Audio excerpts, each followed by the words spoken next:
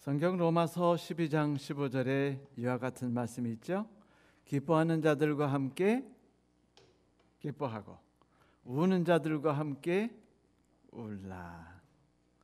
지난 시간에 우리는 이 성경 말씀이 가지고 있는 엄청난 힘에 대해서 함께 생각을 나누었습니다. 그 힘이 얼마나 대단한지, 그 결과로 인해서 우리의 가슴이 얼마나 벅찰 수 있는지에 대해서 공부했죠. 우리는 관계의 다리를 놓는 이 행위가 십계명을 행하는 것과 동일한 일이라는 것과 그리고 동일한 결과, 효과를 우리에게 선물한다는 사실을 함께 보았습니다.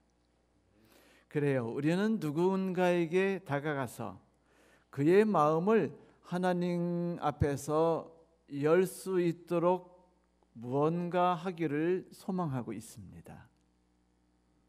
그런데 그런 엄청난 결과라는 선물이 우리에게 오기 위해서 우리는 반드시 먼저 그에게 다가갈 필요가 있다는 것을 우리는 공부했죠.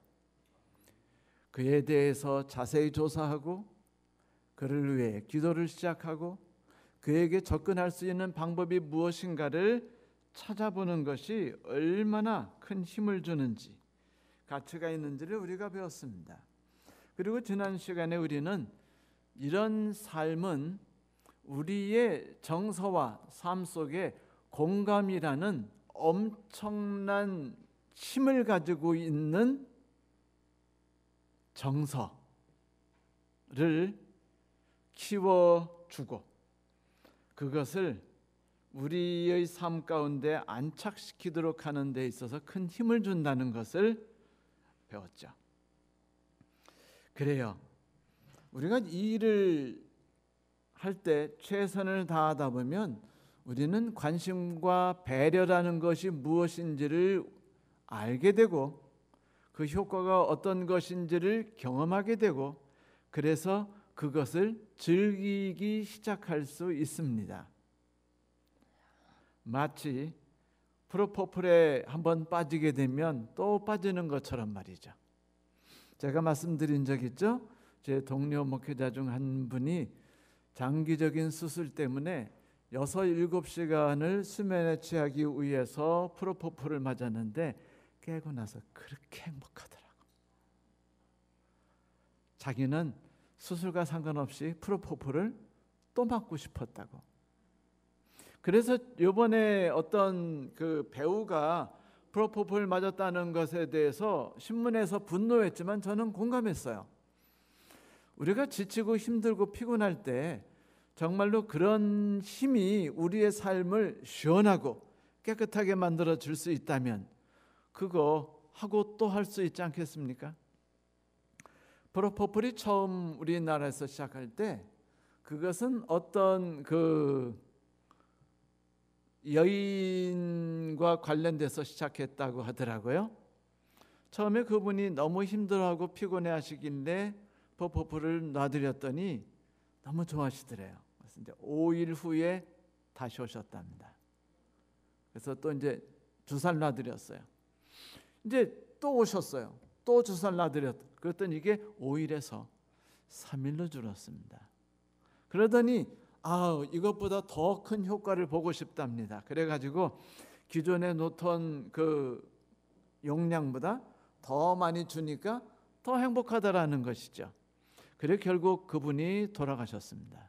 그래서 큰 사건이 됐죠. 그런데 이런 엄청난 그 행복감과 쾌감, 자유로움 이런 것들을 왜 우리는 그것을 통해서만 느껴야 하나요? 성경에선 우리에게 말합니다. 만일 우리가 누구에겐가에게 마음을 열고 그에게 다가가며 그에게 관계라는 그 다리를 그와 나 사이에 놓려고 시도하고 애쓰기 시작한다면 우리의 삶이 그렇게 바뀔 수 있다라는 것, 우린 지난주에 마음껏 공부했습니다. 그리고 우리도 그 일을 하고자 하는 열의가 가득 생겼었죠. 이것이 십계명의 역할을 한다는 것은 일을 할 때 우리가 우리의 무기력감을 느끼기 때문에 하나님께 절실히 엎드려 매달리기 때문이라고 배웠습니다. 그래서 하나님 앞에서 더욱 그분의 능력을 갈구하고 우리의 무가치함을 경험한다는 것이죠. 그에게 다가가서 관계의 다리를 놓기 위해서 무언가 시도를 할 때 우리는 하나님께서 역사하시고 그 안에서 기적들을 행사하시는 것을 경험하게 되고, 그때 그의 마음이 열리는 순간 하나님께서 우리 인류를 위해서 이렇게 일하셨구나, 그래서 그 느끼는 감정이 이러한 것이구나라는 걸 우리도 같이 느끼고 공감을 하며, 그때 우리는 그분의 일에 더욱더 참여하고자 하는 열정이 생긴다는 것을 우리는 공부했죠. 그렇습니다. 관계의 다리를 놓는 것에는 엄청난 힘이 있어요. 의력이 숨어 있습니다. 힘이 담겨 있습니다. 생각만 해도 전율이 넘칠 만큼 좋은 일이죠. 그래서 말씀드렸죠.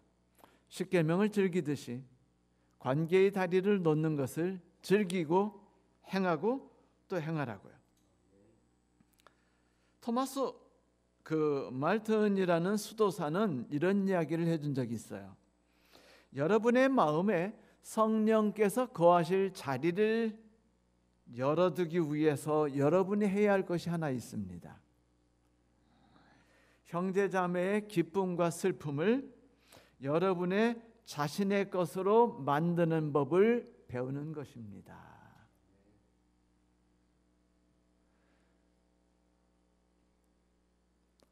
성령이 우리 안에서 역사하시는 걸 우리 모두가 경험하고 싶어해요. 새로운 체험이거든요. 희열이거든요. 기쁨입니다. 삶의 충만함입니다. 그런데 이것을 어떻게 경험하느냐? 그 길은 오직 하나. 우리가 누군가의 기쁨과 누군가의 슬픔에 동참해 보는 일이고, 그 기쁨과 슬픔에 우리의 마음을 열어서 하나가 되도록 하는 일이라고 그는 말했죠. 네, 저는 그의 말에 동감합니다. 여러분, 성령께서 우리 안에 계셔서 우리를 통해서 누군가에게 흘러가고 역사하시는 것을 우리 모두 경험하고 싶지 않습니까? 이웃에게 관심을 가지고 관계의 다리를 놓는다는 것이 이런 놀라운 일을 하고, 그래서 우리에게 성령 충만의 경험을 하게 된다는 것, 우리는 지난 시간 동안 배웠어요. 관계 중심 전도를 통해서 주께서 우리의 삶 가운데 일으키고자 하는 역사와 기적은 엄청납니다. 상상을 초월해요.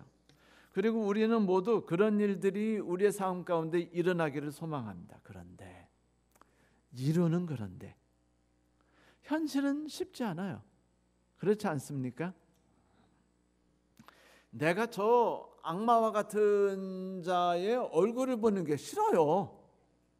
왜냐하면 가까이 하면 상처를 입거든요.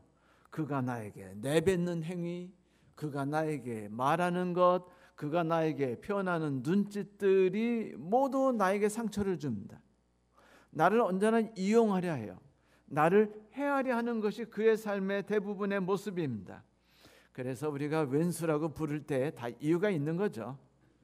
왼수, 네, 왼수입니다. 그래서 우리는요, 상처 입기가 싫어서 어떻게 하고 싶죠? 완전히 짓밟아서 이기든지 아니면 피해버리는 겁니다. 그런데 피해서 보지 않으면 잊혀진다는 속담, out of see, out of mind란 말이 있듯이 그렇게 이루어지면 좋겠는데 인간의 마음이 얼마나 참 신기한지, 아무리 오랫동안 떨어져 있어도 그때 당했던 상처가 불현듯 내 생각에 떠올라요. 그래서 나를 괴롭힙니다. 그러면 화가 나고 공허하고 마음이 아파요. 그러다 보면 밥 먹기가 싫어지거나 혹은 폭식하게 되거나, 잠을 퍼자게 되거나 혹은 잠을 안 자게 되거나, 살이 찌게 되거나 살이 마르게 되거나, 이런 우리는 양극단의 다양한 것들을 풍성히 경험하게 됩니다. 우리 사람들은 일반적으로 악에게 지고서 울게 돼 있어요. 악에 지고서 상처를 입는 삶을 살아갑니다. 물론 이런 피동적인 삶이 우리에게 고통을 준다는 건 우리는 알아요. 우리는 선으로 악을 이길 힘을 갖고 있다는 사실을 성경을 통해 배웠습니다. 선으로 악을 대할 때 우리가 능히 이길 수 있는 힘이 그 안에 있다는 걸 우리는 알아요. 그 삶을 통해 하나님이 역사하신다는 것도 우리는 알고 있습니다. 하지만 이론과 다른 우리 현실은요, 사도 바울이 오호라 나는 곤고한 사람이로다, 이 사망의 몸에서 나를 구원할 자가 누구뇨라고 외치면서 울 수밖에 없는 것이에요. 이것이 우리가 현실 속에서 부딪히는 고통입니다. 이론과 다른 우리 현실, 그들의 옳지 못한 행동, 그들의 위선적인 행동, 그들의 이기적인 행동, 그들이 우리를 이용하려는 행동, 우리를 우습게 여기는 행동, 우리를 짓밟고도 그것으로 쾌감을 느낌으로 또 짓밟으려 하는 행동들, 그런 행동을 보면 우리는 자연스럽게 상처를 입을 수밖에 없고, 그 다음에 제일 먼저 행하려는 것이 무엇이냐면, 일단은 나와 동조하는 사람들과 함께 뒷담화를 하는 거죠. 그래서 내가 위로받고 싶은 거예요. 내가 정당하다는 걸 보여주고 싶어 합니다. 그 사람이 악인이라는 것을 보여주고 싶어요. 그러나 이 행위를 내가 위로받고 치료받는다면 좋겠지만, 슬픈 사실은 이것이 우리를 치료하지 못한다는 것이죠. 이게 고통입니다. 제가 이전에 어떤 교회를 다닐 때 한 청년이 다니던 직장을 그만뒀습니다. 갑자기.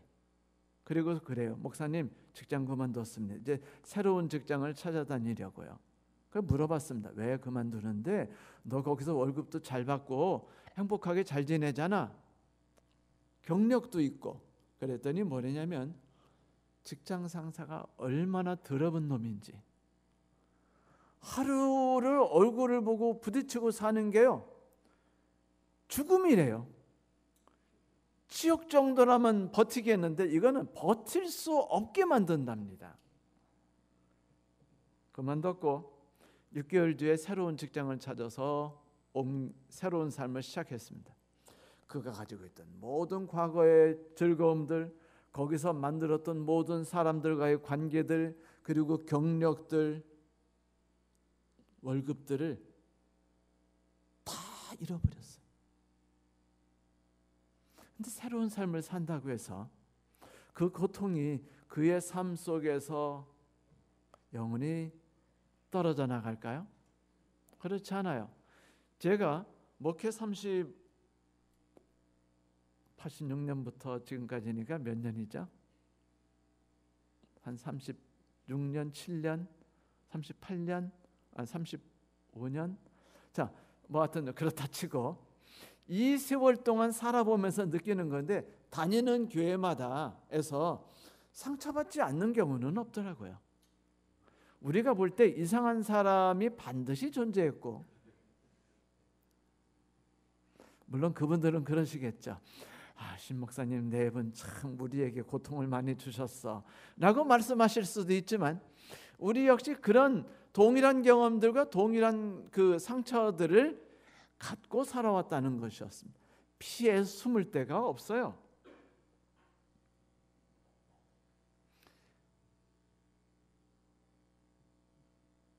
영원히 쉼을 얻고 싶지만 영원히 쉼을 얻지 못하죠. 그런데 하나님께서 우리에게 특별한 말씀을 해주셨어요. 어둠이 어둠을 밀어내지 못한다. 그분은 뭐라고 말씀하셨죠? 어둠이 빛을 이기지 못하리라. 그리고 우리의 위대하신 신기원 목사님께서 이거를 이용하셔 가지고 쓰신 책 이름이 네? 빛이 어둠을 이기리라요 어둠의 빛을 이기지 못하리라랍니까? 하여튼 그런 책을 내셨어요. 물론 그것은 그 SD에 갖고 있는 그 진리들이 얼마나 대단한가를 선전하고자 하는 책이었죠.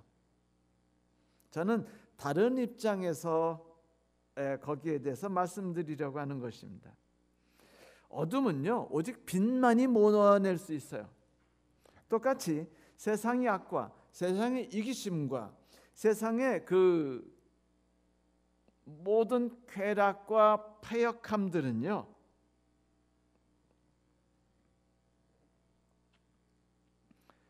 오로지 하나님의 선하신 능력으로만 몰아낼 수 있습니다.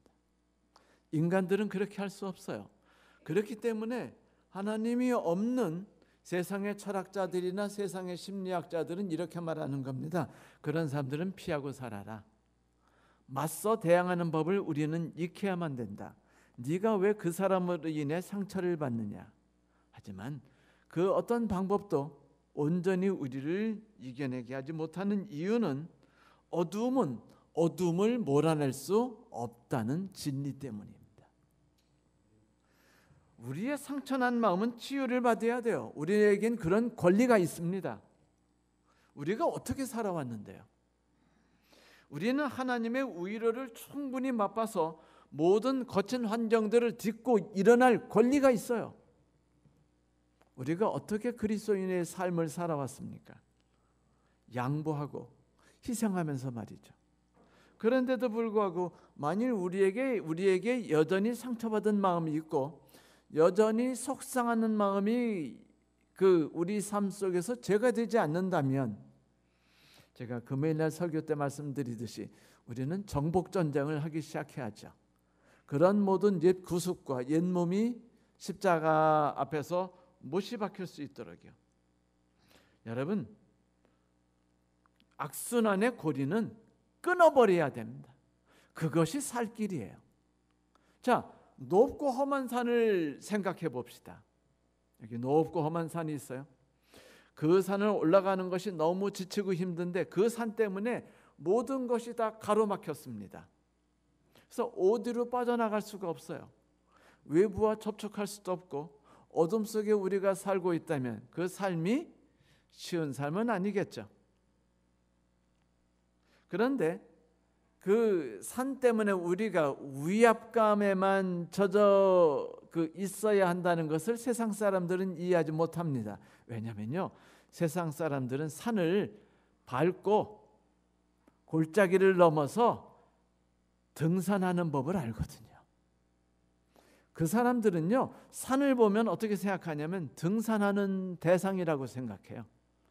정복해야 되는 곳이라고 생각합니다. 왜냐하면 산을 오르고 나면은 그 정상에서 그 앞에 확 트인 벌판과 그 희망들을 바라보면 막 가슴이 부풀어 올라서 우리도 모르게 소리 지르게 되기 때문입니다. 야호, 왜 야호라고 하죠?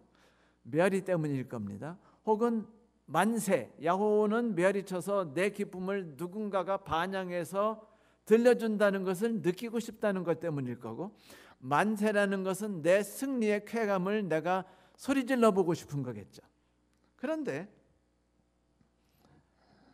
정복의 기쁨과 충만한 행복감은 우리 그리스도인의 삶 속에서도 반드시 맛봐야 돼요. 왜 우리가 그 악한 사람들 때문에 왜 우리가 상처받고 살아야 되죠?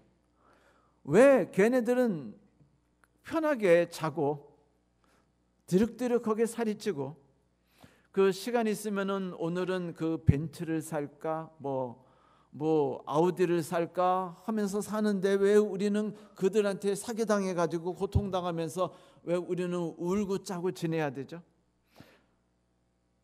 성경에 우리에게 이렇게 당하는 삶을 살지 않을 수 있도록 도와주는 글들이 많아요. 성경에 이런 말씀이 있죠. 아무에게도 악으로 갚지 말고 모든 사람 앞에 선한 일을 도모하라. 할 수 있거든 너희로서는 모든 사람과 더불어 화목하라. 내 사랑하는 자들아, 너희가 친히 원수를 갚지 말고 하나님의 진노하심에 맡기라. 기록되었을 때 원수 갚는 것이 내게 있으니 내가 갚으리라고 주께서 말씀하시니라. 네 원수가 줄이거든 먹이고 목마르거든 마시게 하라. 그리하면 네가 그 숯불을 머리에 쌓아 놓으리라. 악에게 지지 말고 선으로 악을 이기라. 이 말씀이 의미하는 건 뭐냐면 선으로 악을 이길 수 있다는 겁니다. 그것이 세상의 이치라는 것이 아니에요. 그 와중에 하나님께서 역사하신다는 걸 말하는 겁니다. 다시 말하면 하나님이 계신 자에게만 허용되는 법칙이에요. 악에게 악을로 갚지 말고 모든 사람 앞에 선한 일을 도모하라. 그거는 패배주의자가 되지 말라는 겁니다. 도피자가 되지 말라는 거예요. 그리고 자연인도 되지 말라는 겁니다. 모든 것을 피해서 홀로 숨어가지고 우리는 결코 승리자가 될 수 없어요. 우리에겐 기쁨이 충만해야 될 권리가 있지 않습니까? 우리는 삶의 충만함으로 만족스러워야 되는 것이 있지 않아요? 우리는 저 원수를 죽여야 되든지 아니면 정복해야 될 그런 권리가 있어요. 원수가 우리가 원수를 피해서 살면 원수는 절대로 죽지 않습니다. 성경에서 원수를 아예 죽여버리는 길은 단 하나라고 그랬어요. 원수의 머리에 숯불을 얹어놓는 거죠. 원수의 머리에 숯불을 얹어서 원수를 태워 죽여버리면 기분이 짠하겠죠. 행복하겠죠. 막 쾌감이 솟고 죽여버리는 거예요. 죽이는 겁니다. 그런데 죽이는 방법에 있어서 성경이 말해요. 자, 네 주먹으로 패는 게 힘이 좋겠냐? 아니면 하나님의 주먹으로 패는 게 낫겠느냐? 여러분 이런 거죠. 그 엄마를 따라 가게 갔더니 그 가게 주인이 말하기를 예쁜 토 맞구나. 그래 어디 거기 있는 까져 좀 집어가렴. 그러니까 애가 안 집어가요. 보다 못 그러면서 자꾸 과자만 쳐다봅니다. 보다 못한 주인이 한 줌 줘가지고 아이에게 줍니다. 이런 얘기는 우리가 수없이 들었어요. 그죠? 그 아이가 그 일을 한 행위는 자기 주먹보다 그 주인 아저씨 주먹이 크기 때문이에요. 자, 내가 복수하는 힘의 강도가 크겠어요? 하나님이 복수해 주시는 힘이 크기가 강하겠습니까? 한번 시원하게 저 원수를 완전히 짓밟아 버리고 싶지 않으세요? 하세요. 하란 말입니다. 근데 여러분이 하지 마시고 하나님이 하시도록 하라는 겁니다. 그러기 위해서 하나님이 나와 그 사람 사이에 역사하시도록 하려면은 그 일을 만들어내는 방법이 하나밖에 없는데 그게 뭐냐면 십계명을 행함. 다시 말해서 관계의 다리를 놓기 시작하는 겁니다. 그에게 다가가는 거예요. 그를 위해 기도하는 겁니다. 그가 하나님 앞에서 구원받기를 소망하는 거예요. 그의 삶이 열리기를 기도하는 겁니다. 저놈의 자식은 영원히 글러먹은 녀석이야. 포기하고 그래 각방 살면 되지 뭐. 그리고 서로 그냥 뭐 밥만 같이 먹고 그리고 뭐 대화 안 나누고 그 딴 놈 대하듯 대하면 되겠지. 뭐 이렇게 하더라도요. 그놈은 여전히 존재하는 거 아닙니까? 차라리 없애버리세요. 우리가 관계의 다리를 놓기 시작하면 그것은 악을 이길 수 있는 유일한 행위가 시작되는 겁니다. 성경이 뭐라고 말했다고요? 빛이 어둠을 밀어버린다. 맞아요. 내가 그를 위해 간절히 엎드려 기도하고 할 때 나의 상처를 주께서 씻어주시기 위해서 다가오기 시작하십니다. 내가 그에 다가가기 위해서 뭔가 방법을 찾기 시작할 때 하나님께서 그의 마음을 열어주시는 것을 우리가 경험하기 시작해요. 그가 나에게 와서 고맙다는 말을 시작하고 당신 때문에 내가 하나님을 만나게 돼서 당신은 나의 삶의 은인이라는 말을 하기 시작해요. 그 사람이 진정으로 회개하는 것을 경험할 수 있다는 것이죠. 그래요. 옷깃은 찬바람이 젖히는 것이 아니라 뜨거운 햇빛만 젖히게 하는 것입니다. 여러분들이 남편을 보거나 아내를 보면서 속상한 게 많죠. 그러면 꾹꾹 참고 누르고 있다 어느 날 폭발해서 다 쏟아버리죠. 그러면 남편이나 아내가 그 이야기를 들은 다음에 그래 여보 당신 말이 맞아 미안해라고 말하던가요? 정신이 나가지 않는다면 절대로 미안하다고 안 합니다. 왜냐고요? 공격을 받았기 때문이에요. 어두움으로 공격받으면 어둠이 내 마음에 가득할 뿐입니다. 그 어둠을 밀어내는 방법은 빛밖에 없어요. 그래서 성경이 이야기하는 겁니다. 상처 그만 받아라. 왜 네가 피해자가 돼야 되느냐? 너는 정복해야 된다. 그 산에 의해서 울고 넘어지지 말고 산을 딛고 올라가서 정상에 서서 너에게 펼쳐져 있는 희망을 맛봐라라고 말하는 거예요. 다가가는 것, 그것이 유일한 길이라고 말했습니다. 그런데 자 어떻게 하면 되느냐? 이것이 지난주에 우리가 공감이라고 말했는데 함께 울고 함께 웃는 것이죠. 함께 울고 함께 웃다 보면 원수가 친구가 되게 돼 있어요. 그 사람이 진정으로 나에게 마음으로 감사할 수 있게 됩니다. 이건 이론이 아니고 이것은 현실입니다. 오직 우리가 하나님께 모든 것을 맡기고 의탁할 때만 일어나는 기적이에요. 자, 여러분, 무리바와 마사를 보면서 한탄하고 인생을 끝내야 할까요? 마라를 보면서 왜 이렇게 인생이 쓰냐고 말하고서 인생을 한탄하고 끝낼까요? 그렇지 않지 않습니까? 그런 도전에 직면하게 되면 응전을 해야 되는 겁니다. 그 자리에서 하나님께 엎드려 무릎을 꿇는 거죠. 오 하나님, 저를 도와주세요. 당신께서 제게 주시는 놀라운 기적을 맛보기를 바랍니다. 그래서 마라의 물이 단물이 되도록 해야 되는 것이 우리가 가질 수 있는 특권이고 권리이며 마땅히 행사할 수 있는 우리의 것입니다. 그래서 성경은 우리에게 십계명을 주었고 그리고 하나님께서 우리에게 전도하라고 명령하신 것이죠. 전도는 영혼을 구원해야 하는 의무로서 우리에게 주어진 것이 아니라 내 영혼이 치유를 받고 내가 하나님으로부터 주는 가득한 위로를 경험하며 내가 그 원수와의 나와의 관계가 새롭게 하나님의 능력 안에서 성령이 역사하심으로 그도 변화되고 나도 변화되는 것을 경험하게 하는 것이에요. 이게 전도입니다. 전도는 의무가 아니라 특권이죠. 전도는 의무가 아니라 권리입니다. 이제 우리는 그렇다면 우리가 어떻게 공감해야 되는가? 나도 멋진 일을 경험해 보고 싶다. 나도 피해자로서 내 인생을 계속 살고 싶지 않아. 나도 승리자로서 맛봐보고 싶고 저놈의 왼수라는 산을 넘어가지고 그 정상에 서가지고 나도 만세소리와 야호소리를 그 마음껏 질러보고 싶어. 네, 시도하십시오. 이제 우리가 해야 되는 건 접촉입니다. 자, 우리가 지난 시간에 접촉의 접점들에 대해서 공부했죠. 어떤 것이 있다고 그랬나요? 첫째, 그 사람이 기쁜 일이 있을 때, 그 사람이 슬픈 일이 있을 때, 그 사람이 축하받을 일이 있을 때, 그 사람이 어려운 일에 당했을 때, 그 사람이 도움에 필요할 때, 이런 여러 가지 상황이 있을 때 우리가 그 기회를 놓치면 그것은 그 사람이 하나님을 만나지 못하게 되는 것이고 만날 길이 늦춰지는 것만이 아니라 나 역시 하나님이 나를 통해서 역사하시고자 하는 기적을 맛보는 것을 늦추게 된 거예요. 그러므로 시도해 보십시오. 오늘 그를 위해 아침에 간절히 기도하셨거든.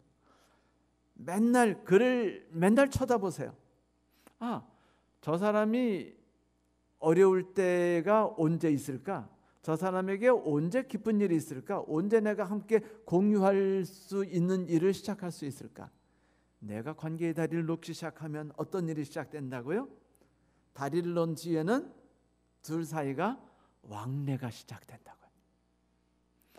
이 왕래에는 하나님의 역사가 반드시 관계되어 있습니다.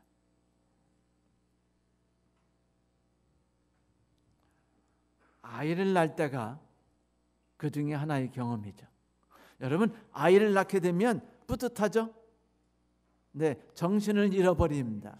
제가 이제 여전히 그 세상 물정 모르고 이기심으로 가득했으며 나밖에 모르는 삶을 살던 어느 날 아이를 낳게 됐어요. 그날이 바로 10월 6일 날 새벽입니다. 막 흥분해가지고 사진기에다가 필름을 넣고 그때는요 필름을 넣고 찍는 사진기였어요.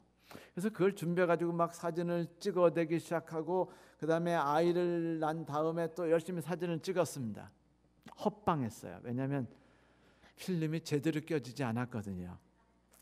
제가 당황하고 흥분했어요. 그런데 그때 우리 아들 사진을 찍었는데 얼마나 그 자식이 예쁘든지 얼마나 잘생겼는지 그때 제가 결심을 했어요. 아이는 또 낳지 말자.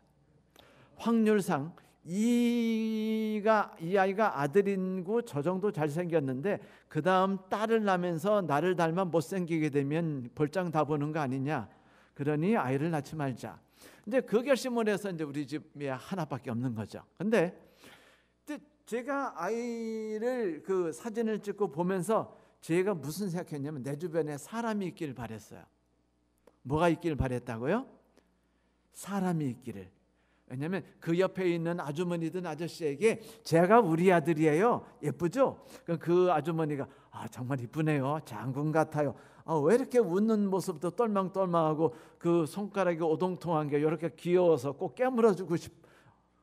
이런 얘기 누군가 해주는 걸 듣고 싶고 내가 이런 얘기를 하고 싶어지는 게 인간이 어떤 즐거운 일을 만났을 때 갖는 자연스러운 심정입니다. 이때는요 사람의 마음이 열려 있어요. 이때는 열려 있게 되어 있습니다. 즐거워요.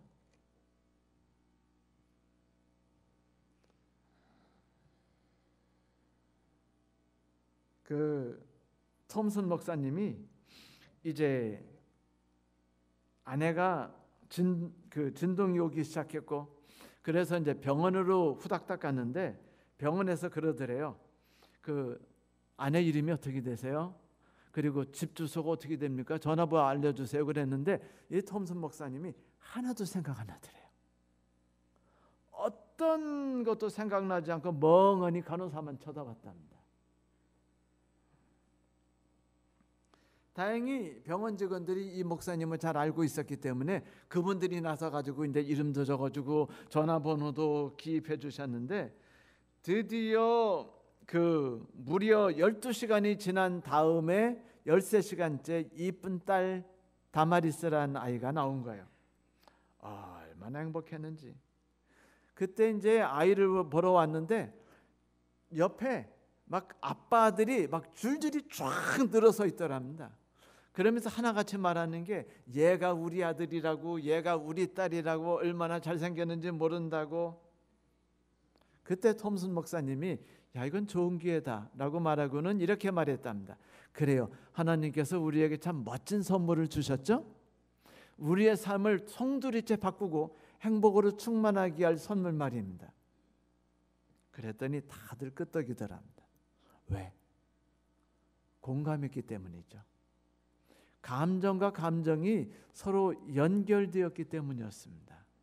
성도 여러분, 그래요. 우리는 다음 주부터 기쁜 일에 대해서 접촉하고 만나는 방법들을 하나하나씩 공부하게 될 겁니다. 슬픈 일을 당했을 때 어떻게 접근하며 그 사람들의 마음의 심리가 어떤 것인지 공부하게 될 거예요. 하나씩 공부하게 되겠지만 성도 여러분, 그 모든 일을 시작하기 전에 먼저 그 일에 앞서는 우리가 마음들을 정리하고 우리가 해야 될 일이 얼마나 위대한 일인지, 그 일엔 얼마나 놀라운 선물들과 특혜들이 들어있는지, 그 삶이 우리를 어떻게 변화시킬 수 있는지에 대해서 반드시 이해하고 깨달아야 될 일을 먼저 할 필요가 있다는 사실 잊지 마십시오. 우린 할 수 있습니다.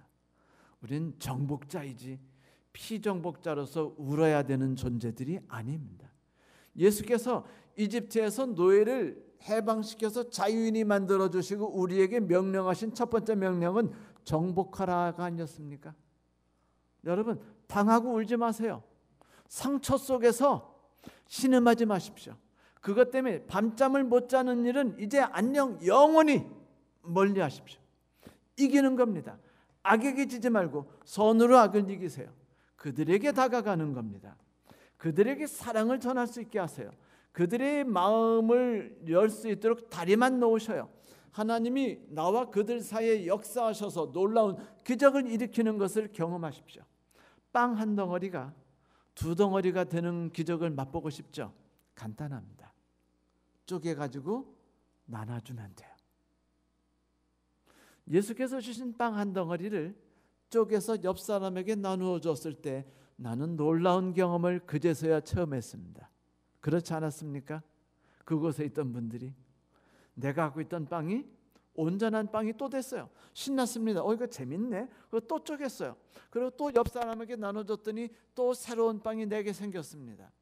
난리가 났지 않았습니까?